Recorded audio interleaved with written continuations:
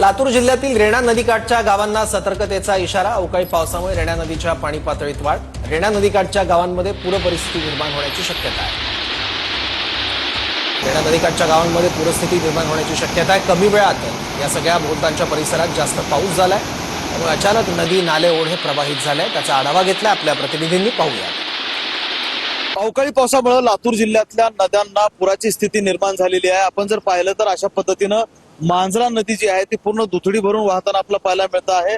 मांजरा नदी काठच्या गावांना जो आहे तो सतर्कतेचा इशारा देण्यात आलेला आहे। त्याचबरोबर आपत्ती व्यवस्थापनानं 6 पथकं जी आहेत ती तैनात ठेवलेली आहेत। त्याचबरोबर 8 बोटी ज्या आहेत ते नैसर्गिक आपत्तीपासून बचाव करण्यासाठी म्हणून तैनात ठेवण्यात आलेल्या आहेत। लातूर जिल्ह्यातून वाहणाऱ्या मांजरा, तेरणा, तावरजा त्याचबरोबर रेणा नदीकाठच्या गावांना सतर्कतेचा इशारा देण्यात आलेला आहे।